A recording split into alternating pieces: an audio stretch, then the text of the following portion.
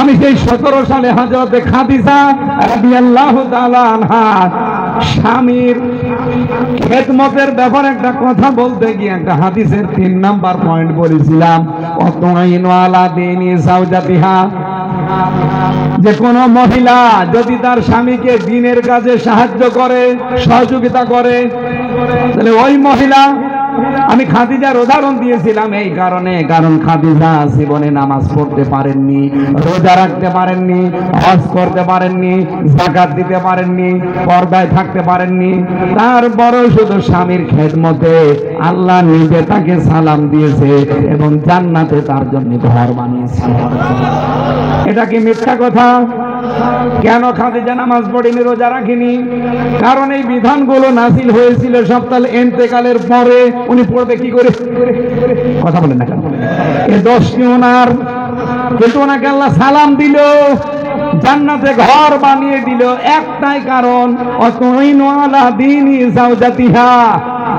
তিনি তার স্বামীকে দ্বীনের পথে চলতে সাহায্য করেছিলেন, সহযোগিতা করেছিলেন।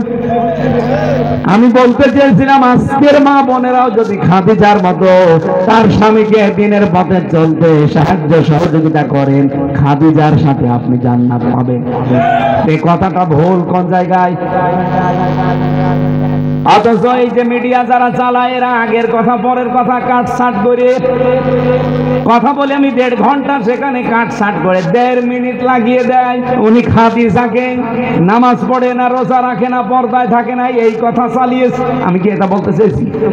উনি নামাজ পড়বে কি করে? নামাজ তো ওই সময় আসে নাই। রোজা রাখবে কি করে? রোজা তো ফরজই হয় নাই। অথচ কি একটা মিথ্যা তহমত আমার নামে লাগিয়ে দিল যে আমি খাদিজাকে নাকি দেখতে পারি না। এই কথা এখন ছড়াচ্ছে আব্দুর রহিম আল মাদানী নামে। এটা আল মাদানী না, এটা জাল মাদানী। দেখেন খন্ড খন্ড গুলো সবগুলো ওর মুখে পাবেন। আরো অনেক হুজুর আছে আমি দেখি, আমি যেটা বোঝাতে চাই ওই পর্যন্ত যাই না। এরকম বহু কাটছাট বিষয়গুলো নিয়ে এসেছে। আমি নাকি কোরআনে 53 জায়গায় ভুল ধরেছি। আমাকে পাগলা কুত্তায় কামড় দিয়েছে। কোরআনে 53 জায়গায় ভুল ধরেছিল।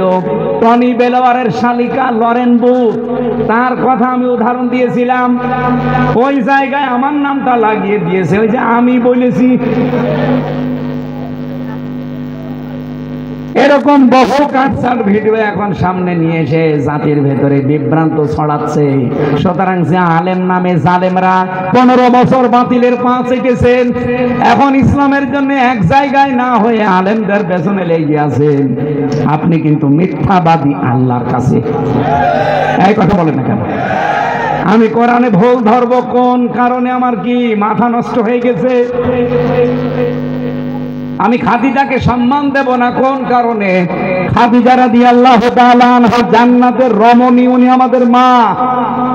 ওনাকে সম্মান না দিলে মাকেই সম্মান দেওয়া হয় না। কথা বলেন না কেন? যারা এই কথাগুলো আমার নামে চালাচ্ছেন, কার কাছ থেকে কি পেয়েছেন আমি জানি না। আপনি নিজেকে সংশোধন করেন, নাই তো কিয়ামতে মিথ্যাবাদী হয়ে ওঠা লাগবে।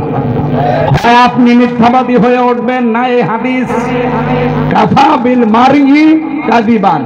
একজন মানুষ মিথ্যাবাদী হওয়ার জন্য এতটুকুই যথেষ্ট, আইয়ু হাদিসা বিকুল্লি মা সামিয়া, যা শোনে তাই বলে।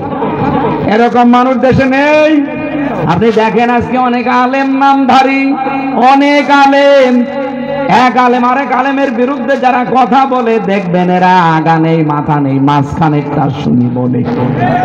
আমি তো বহু দেখছি এখন।